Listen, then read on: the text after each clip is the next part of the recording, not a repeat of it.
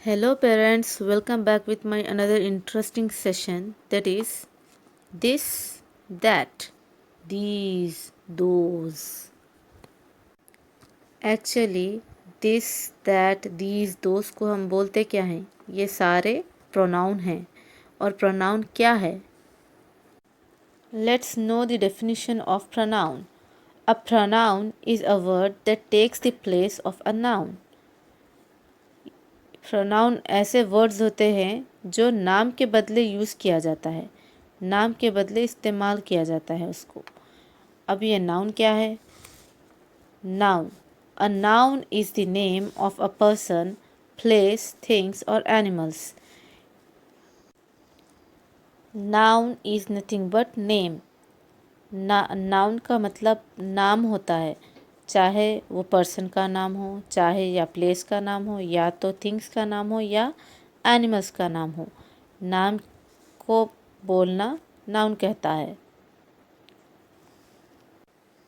अब हम difference between this and that समझेंगे।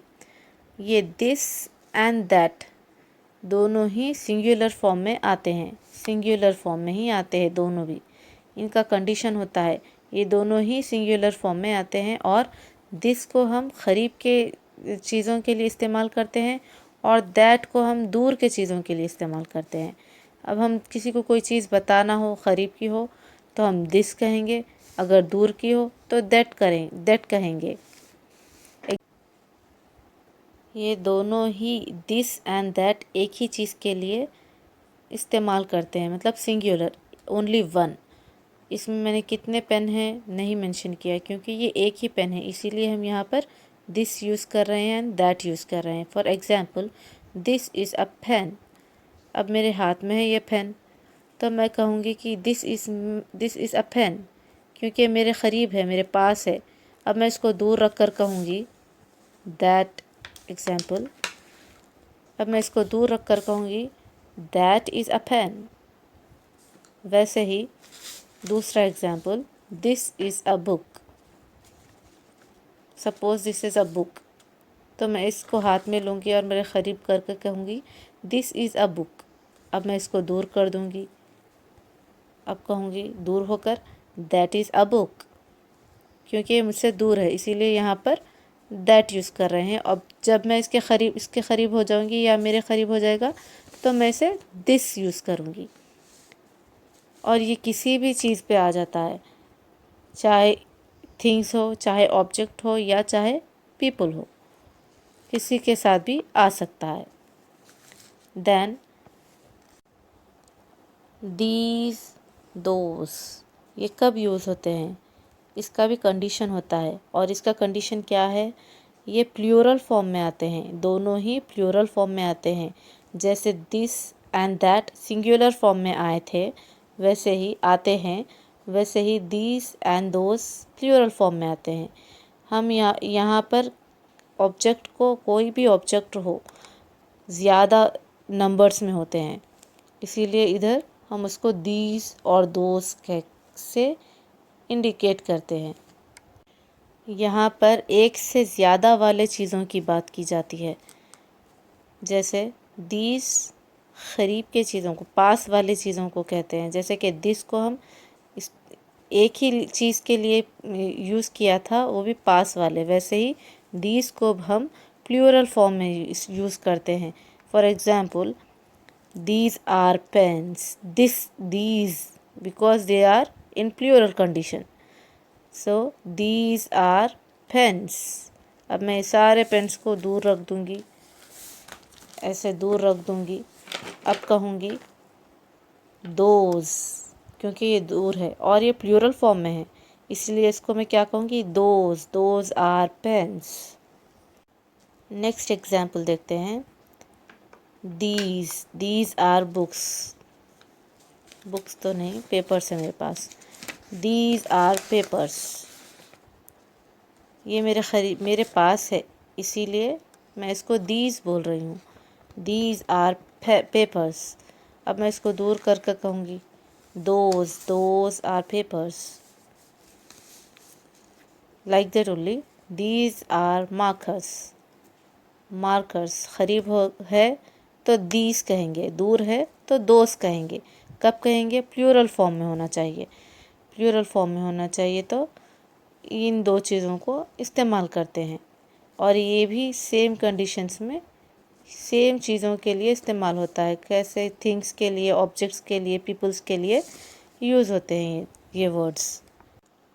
दिस को हम और कौन सी कंडीशन में यूज़ कर सकते हैं? जैसे हम किसी को अपना इंट्रोडक्शन दे रहे हो या किसी आगे वाले को इंट्रोड्यूस करवा रहे हो, तब जब हम किसी को अपना ख़ुद का इंट्रोडक्शन देते हैं तब वो ख़ुद फ़ोन पर होना चाहिए।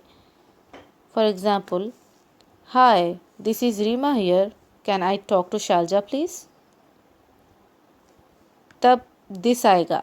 हम जब फ़ोन पर बात करेंगे, ख़ुद को जब हम किसी को इंट्रोड्यूस करवाना है तब फ़ोन पर हम दिस का यूज़ करेंगे। अब हम किसी को, अगर कोई हमारे सामने है और हम जब उनको अपना इंट्रोडक्शन दे रहे हैं तो हम तब क्या कहेंगे? Hi, this is Reema. Hi, this is Reema. अगर फ़ोन पर कहना हो तो hi, this is Reema here, can I talk to Shalja please? अगर हम सामने हैं तो क्या कहेंगे? Hi, this is Reema. अब मुझे किसी और को इंट्रोड्यूस करवाना है, जैसे कि मेरी बहन हो, तो मैं क्या कहूँगी? This is my sister Geeta. किसी को इंट्रोड्यूस भी करवाना हो तो उसके आगे दिस लगाएंगे हम। This is my sister Geeta. एक है, एक के लिए ही यूज़ किया जाता है। ये भी दिस कब यूज़ किया जाता है? एक ही पर्सन के बारे में बात हो रही हो तभी यूज़ किया जाता है। नाउ अब पेयर्स की बात करते हैं। ये पेयर्स कब यूज़ होता है? प्लूरल फॉर्म में यूज़ होता है। पेयर्स यानी दो चीज़ें मिलकर हो। सो एग्ज़ाम्पल, दोज जीन्स। जीन्स, बहुत लोग जीन्स को दोज नहीं कहते हैं, दैट कहते हैं।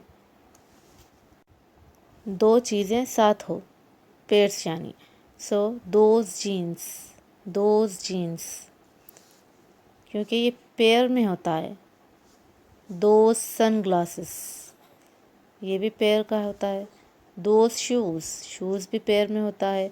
दोज इयररिंग्स, ये भी पेयर में होता है। इसीलिए यहाँ पर हम दोज का यूज़ करते हैं, क्योंकि इसकी क्वांटिटी बढ़ जाती है ना, इसीलिए प्लूरल फॉर्म में होता है ये। For example, I like that pair of jeans, ऐसे भी इसको यूज़ कर सकते हैं। अब आपको दोस्त नहीं कहना है तो आप इस तरह भी कह सकते हैं, I like that pair of jeans, या I like that pair of sunglasses, I like that pair of shoes, I like that pair of earrings. So this, these things happening now. अब हमको प्रेजेंट कंडीशन में this और these का use करना है तो हम कैसे करते हैं? I like this food, this present condition है। This, I like this food, ये प्रेजेंट फॉर्म में है, इसीलिए यहाँ पर दिस आ गया। Now I really like that food, ये पास्ट कंडीशन है, इसीलिए यहाँ पर दैट आया। और these musicians are great, these plural form में है, इसीलिए यहाँ पर दीज आ गया। Now that those things finished, कब? पास्ट होने वाले मोमेंट पर, पास्ट होने वाला जो गुज़र चुका उस पे हम कैसे बोलेंगे? दैट इवेंट वॉज ग्रेट, वो इवेंट बहुत अच्छा था। Past, those musicians were great, वो म्यूजिशियंस बहुत अच्छे थे। ग्रेट। अब हमारी आज की वीडियो ख़त्म हुई। अगर आपको मेरा वीडियो अच्छा लगता हो तो प्लीज़ ज़रूर लाइक, शेयर एंड सब्सक्राइब करें। Thank you.